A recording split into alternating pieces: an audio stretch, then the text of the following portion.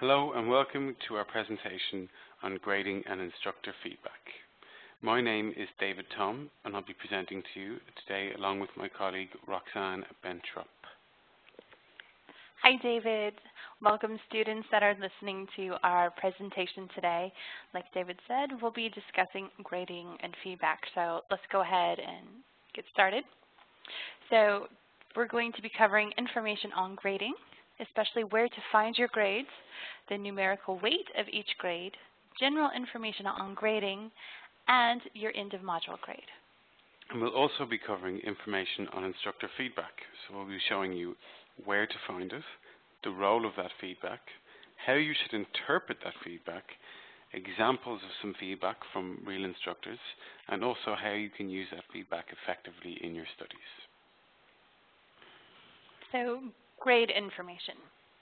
So these points that we're going to discuss are really important to pay attention to because your instructor will be using these as a guideline, and that's how they will come up with your grade. So first, most important is deadlines. You must submit your initial responses to the discussion question and the assignments and any other project before the relevant deadline. So make sure that you're doing all of your hard work and you're getting the credit because we don't want you to be late and to miss out on a really good grade. Exactly. Now, attendance. In most courses, participation must be continuous throughout the week. What we mean by this is the participation that you do each week on the discussion boards. So attendance is more than just logging into the classroom and reading what other students have written. You must post on the discussion board and you can check your syllabus for the specific requirements for your class for participation. Now the next point, quality, is something that every teacher you've probably ever had has told you that quality is always the most important aspect of your work. Now you can always read information in your syllabus under the module introduction in your classroom for more about the learning outcomes and what is expected of you within your module.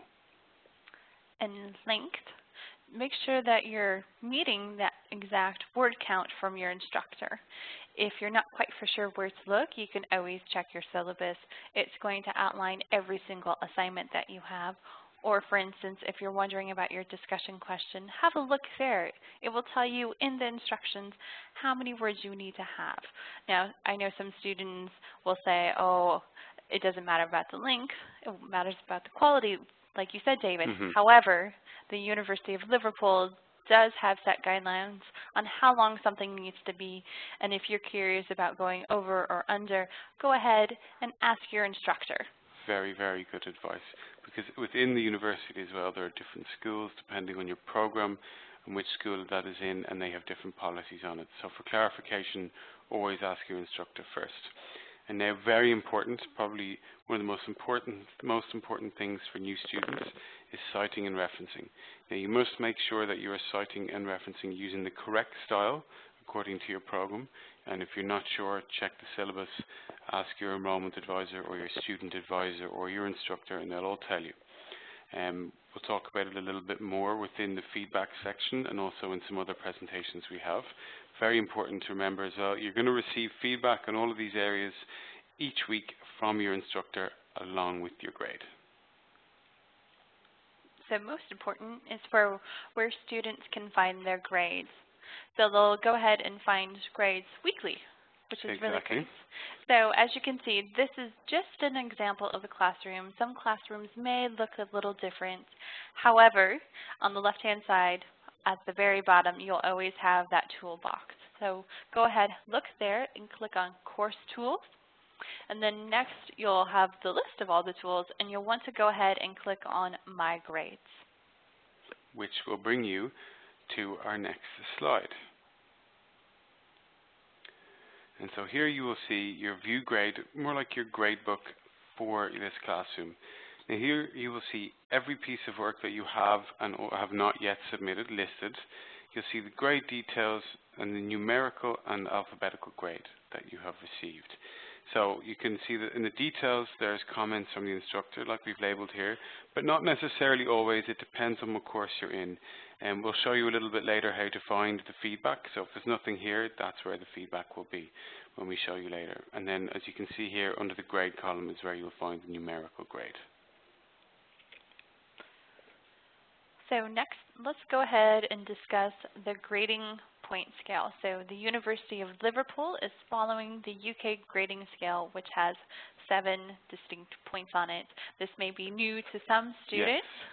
Yes. I know I'm not from the UK at all, so this is very new to me, so it took a little adjustment to get used to, so it's always nice to have it explained. Yes, and on that note, if you go to our Centre for Student Success, there is an international grading comparison table there, so if you're used to a different system, these grades are listed and compared to similar grades in different systems around the world.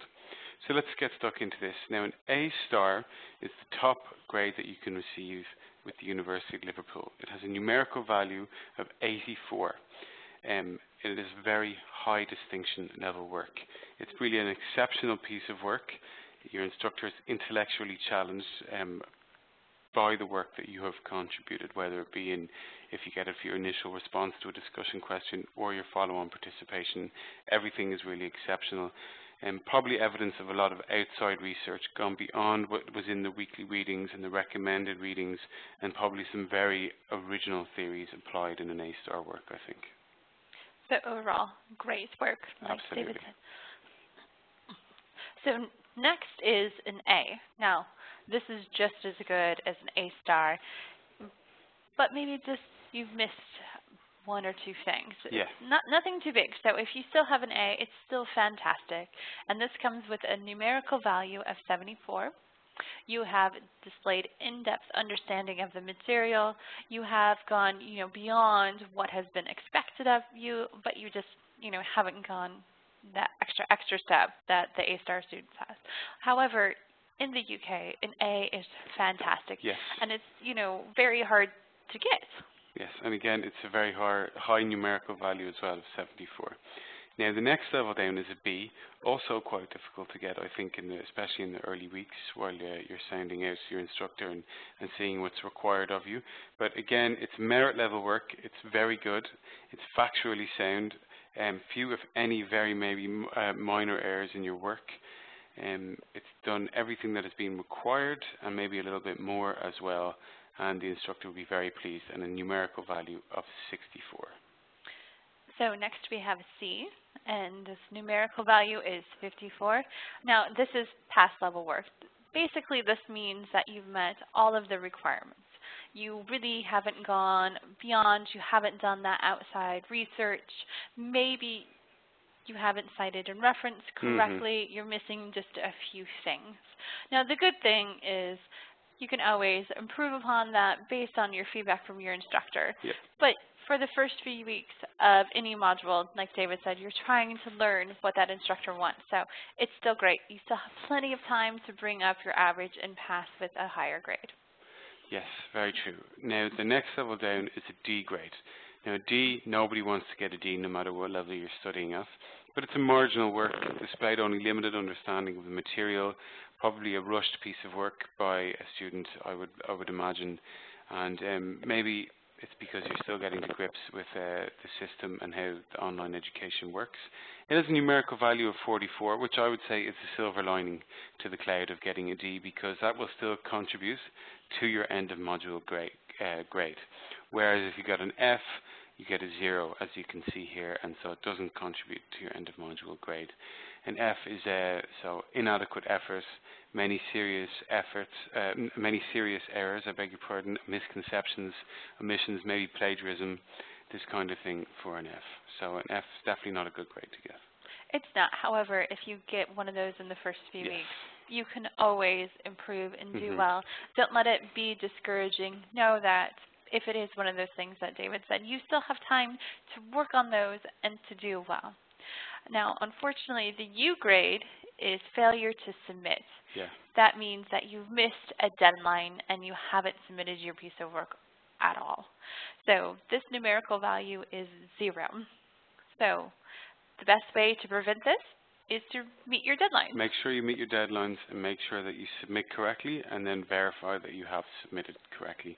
Now, if you get one of these grades on the lower end of the spectrum, like Roxanne said, don't worry too much in the first few weeks, or even if it's only 1 week, no matter what stage of your module it's in, it's very recoverable. You should see it as a minor hiccup. It's the beauty of a system that does continuous assessment, that you have these grades and the opportunity to catch up later on by doing well in your next pieces of work. So it's always nice when you're looking at those weekly grades to see the progression. Maybe you started at a D and now you've raised all the way up to an A or an A star, so that's great. Now, one thing I want to point out, it's not about the grading scale, but we have plenty of students saying that they have a green exclamation mark. Oh, yes. So they tend to have lots of questions. Do you want to explain what that means? Yes, so in your grade book, what we were just looking at a little while ago, the green exclamation mark will mean that you have submitted your work and it's waiting to be graded for your instructor, and it's waiting for the grade to be placed in there by your instructor. So don't panic, it doesn't mean anything negative or wrong. It's just what is marked to signify that you have submitted the work. And what day can they expect their grades? Well, they can expect their grades on the same day as their feedback. Now, you should always receive formal feedback with your grade from your instructor on the Saturday of the following week after you submit a piece of work. So that's a bit of a mouthful, so let me give you a real-life example. If you are currently beginning week 1, so week 1 starts on a Thursday, it'll end the following Wednesday, and then week 2 will begin the next day on the Thursday. You will receive the grades for week 1 by that Saturday of week 2. So the Saturday of the following academic week is when you receive your grade and feedback from your instructor.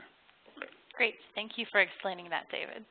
So let's go ahead and jump into feedback, as you said, when they'll be giving it. So the purpose of the feedback is just to help students understand those points that we first went over on the week. And remember, you can find your feedback by going ahead and clicking on the Contact Instructor link. Exactly.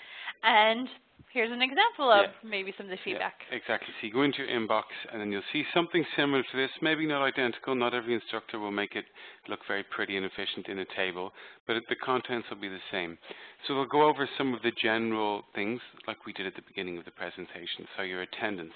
You can see that this student has submitted all the work on time, so they've met the deadlines, and the attendance and contribution exceeded the minimum requirements. It was spread over 4 days instead of 3 days for this course, so that's excellent. So that's just the box that the instructor can tick off. The next, the writing style and the length. Grammar and spelling needs improvement. Now you can see this is going to be talked about in the general comments a little bit as well, but you can see the length is good, so this student is probably right on the money with the word counter thereabouts. And so next you mentioned the general comments. So this is good where your instructor kind of tells you some more general things that you can work on and a little more specifically. So for instance, in the bright red there, you could say, could have been more in-depth. So, but the good thing is the line after that says, but you'll learn that as you go. Exactly. So he's telling you this is something that you need to work on, but you know, this is a skill that you'll gain as the module progresses. So what he probably means by in-depth is maybe you didn't compare, didn't contrast, didn't look into that theory very well. So you'll be working on that as you go. And then next is there are grammar errors present, such as missing commas, double word usage, and missing words in sentences. Now that is something that is easily preventable the next time you submit a piece of work by using the spell check and the spell checker, if you're using Microsoft Word, for example, proofreading it as well. So then you'll be able to spot those double word usage, missing commas, spelling errors, for example. So that's something that you can easily, and it's just a mishap, it's just a mistake, an oversight on the student's part, and probably won't happen again. Now, and you can see that this instructor has also said, if you're feeling uncomfortable about anything, or you have any questions, make sure you talk to me. So that means that you can send the instructor a message. He's encouraging, or he or she is encouraging the student to respond to the feedback with questions, and then look forward to the next week and improving. I think we have another example of feedback, so let's have a look at that. Okay, so here there's a lot of reds. There is. But, you know, it's good because the instructor is letting the student know Mhm. areas that they can improve upon. So, has this student made appropriate use of the appropriate referencing style for their program? So straight away it says no, you haven't met the strict requirements for your program citation style. So take for example if the student is using the Harvard style of citing and referencing, it means that while they may have attempted to cite and reference correctly, they have not done so. So you can see in red it says there are 3 direct quotes from sources, and these need to be cited with quotation marks, which you haven't done. So this student clearly forgot to put the quotation marks around the quote. So that's something that's really important that you should always do, and you wouldn't repeat that mistake again because your instructor has pointed it out to you. So instead of using the bullet points where you've used the direct quotes, they can paraphrase instead. So instead of using lots and lots and lots of different quotes, maybe exceeding the amount of quotes that is acceptable, you can paraphrase authors, summarize them instead, put their ideas into your own words, as long as you then cite them and give credit to those authors for the point, that's fine as well. So again, the instructor continues. It's something that you master in this first module, but then I would add as well, it's something that you don't have to learn off by heart straight away. You'll be expected to leave your first module as a master of citing and referencing, but that just means knowing when to cite and reference, on how to cite and reference, and if you don't know how to cite and reference a specific resource that you're using, where to find the information that can help you do so. No, that's a really good point. Just think about it as each module progresses, you're building up until your final piece of work, which is how long? 8-9 months long, Exactly. your dissertation. So just think of it as you're going along, that each module as you're getting along, you're getting more and more confident, Yes. you're gaining more and more skill. So when you get to that final piece of work where you want to make sure that that's perfect, that you'll be comfortable and confident in your own ability. Yes. So if you do get a piece of feedback like this, which is a little bit, maybe you think it's negative, remember, it is supposed to be constructive, and let's talk about that now in the next slide. So interpreting your feedback. Very, very important to always try and have a positive frame of mind when reading your feedback, because you may have been used to getting straight A's, or you have expectations, you're very hard on yourself, and then the grades and the feedback you get aren't in line with that. But remember, you're probably at the beginning of your studies, and it's a learning curve, and you can use that to improve and excel in your studies. So remember, the feedback is there to help you achieve your learning goals. It's not there to get at you or to put you down in any way. Right. So I like the second point here is to view it as a constructive evaluation of your performance that can help you to identify areas for development. So that instructor is helping you to identify, maybe I need a little more research in here, a little more practice here. That's all they're looking at. They're looking at how you're writing. Are you using the correct tenses? Mm-hmm. Are you citing and referencing correctly? Are you missing like little things? So that's all that this is doing. It's just to help you out because your instructor wants to help you. They want you to succeed. They want you to do better, exactly. And then, like I've said already, don't take it personally. It's a review of the work that you've submitted and not of you yourself.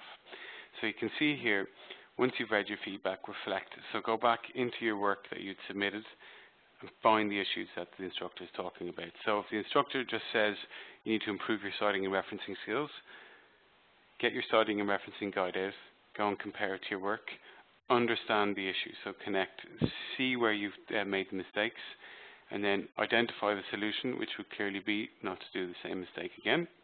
And then correcting the issue is when you move on to your next week's work and you're citing and referencing and you're trying to include it in your work, that you made sure that you meet all the criteria, like direct quote with quotation marks, for example, and in-text citation, the correct information there, and then that's how you do it. So it's a cycle of getting the feedback, finding out where you need to improve, and then doing that and making sure that you improve. So what you can always do is reevaluate your work in conjunction with that feedback. Mm-hmm. So I kind of like how David, you mentioned that little cycle. So the instructor has identified areas that you can improve, so you just follow all the steps. And the great thing is that when you get the feedback next week, your instructor will probably make a comment saying, hey, I can see you have improved that skill. Yes. Good job, you know, because they do like for you to implement their ideas and everything like that. So making sure that you are cross-referencing it as well. So when the instructor says, I can see you've done this really well, it's good to know that you've put hard work into it, and go ahead, compare the two pieces of work yourself, and you'll probably be surprised. You'll be, oh, I submitted that last week? Oh, but then you'll be able to say, oh, but I submitted this recently and it's done really good. I've tried really hard. So that's the whole idea. So you've made improvements. So you can also make notes of the critical points that you get from your instructor and be sure to carry them over to your next piece of work. So like we were saying in the previous slide, but so maybe sometimes you can actually chart your progress to see how you're doing and see how you're improving, especially if you think that you're maybe plateauing on your grades and constantly getting C's. Well, then you can go back and maybe you can make a little diary for yourself or a little Excel chart on your computer and see. So for example, in the early weeks, if your instructor says that you need to improve your citing and referencing skills. So, like we already said, go in, see where you've made the mistakes, identify the ways that you can not make those mistakes again by checking your citing and referencing guides. Using the Turn It In draft link is also a very useful way of doing it. Asking your instructor questions as well. Ask your student support team for advice as well. And then to see if you're making those mistakes again. So maybe the instructor will say, well done, you didn't repeat that mistake. Or if they don't say anything, you can presume that you haven't made that mistake again as well. And then you can chart your progress to see if you've improved or not. It's a good way of doing it, a good way of keeping an eye on how you're progressing, especially if you haven't studied before at this level, or it's been a very long time since you studied at this level. So into module grade. Now this is huge. I have students asking me the first day of class, when do I get my end of module grade? Because it's really the most important grade to most students. So your end of module grade is available to you at your my.ohe campus page, and you'll go ahead and click on Gradebook. Now I do know lots of students try to click on that to get their weekly grades, but they are not there. They're in the classroom. So the thing with the end of module grades is you're going to have to wait about a week or two to get it after the end of your module, because your instructor is gathering up the last pieces of work, because typically those may be big pieces that he has to grade. And quite often on the last day of your module you might submit your final project for that module, for example, and then you have to wait a week for the instructor to grade that. Now, end of module grades. There's something very important to note. If a student receives an end of module grade of less than 40, the student must retake this module. So that is an out-and-out fail of the module, and you'll have to resit that module. However, a student will only be allowed to get a grade of less than 50 once in the course. Now what that means is if you get an end of module grade of between 40 and 50, so that would be a D, you can carry that one D over for the rest of your studies. It's what we call a marginal fail. Now, if you were to get a second D, you would have to repeat one of those two modules where you got the D. So you can only carry one throughout the remaining 7 modules and then your dissertation. So bear that in mind if you were to get one in your first module, which hopefully you won't. Now, the final mark for each component is based on the average grade you receive for those assignments in that component, calculating and using the numerical values. Now, it's a little bit complicated to explain without seeing, I think, Roxanne, so let's move on to the next slide and have a look. Now, this is calculating your end of module grade. This looks really complex. It is, but it isn't as well. It's simple mathematics, really. So let's just take the discussion question elements for an example. You can see there's 10 weeks in this module that we're using the example for, but there was only 9 weeks, weeks 1 to 9, where there was a discussion question due. So the average grade for the discussion question from weeks 1 to 9 is simply calculated by adding up all 9 numerical grades the student got for those discussion questions, and then dividing it by 9 because that's how many there are. And that's how you get to 68.550. Now the weight means that 33% of the overall module grade is designated to those discussion question initial responses. And so the contribution to the end of module grade that you can see in the far right column here, So for the discussion question, that's the 22.621. That is what percentage this student got out of that 33%, i.e. what the 68.550 equals in the percentage for the end of module grade, for the grade point value. And so the same goes for the discussion question, follow-on participation, and the hand-in assignment. Now, it's important to remember that this is just an example. Weighting does vary per program. We've just taken a very general one here. So discussion question initial responses can be worth more or they can be worth less depending on the program. Same for the participation and same for the hand-in assignment. So please do check your syllabus for that. But a quick note on the student that this, if this was a real student, that end of module grade is a B, fantastic end of module grade to get, really good. However, if you just look at the average grades from weeks 1 to 9, in the discussion question follow-on participation is a little lower than the hand-in assignment and the discussion question initial response. So maybe a little bit more effort in the participation, better quality participation, they could have got better result and would have easily bumped them up to an A. I think you described that pretty well, Dave. Okay, thank you. Okay, so in summary, we went over the grades, and we made sure that we emphasize that you all meet your deadlines, that you meet the submission and the citing and referencing requirements, because those are all really important. Actually, I think most of the information we've presented is important. Read the grade information so that you're aware of the numerical weight of the grades you've received. For more great information for both the master's and doctoral students, please visit the Center for Student Success. You'll go ahead and find Student's Handbook, click on Your Studies, and Grading for either master's or doctoral students. And it's always great to have that at your fingertips. Now, for feedback, always make sure that you follow the advice outlined here when interpreting your feedback. And always try to do so with a positive frame of mind. Remember, it's a constructive critique of the work you have submitted and not of you yourself. If you're ever unsure of anything your instructor has told you, or you're unhappy with the grade or the feedback, you just don't understand, don't be afraid to go to that contact instructor link within the classroom, or contact your student support team like student advisors, for example, and they can help you to understand the grade and the feedback. So very important, don't be afraid to ask questions. So we've come to the end of the presentation, and we'd like to thank you for your time, and we look forward to helping you start on your journey towards your postgraduate degree. Thank you, students, for listening today, and we hope that you've learned a lot about grading and feedback.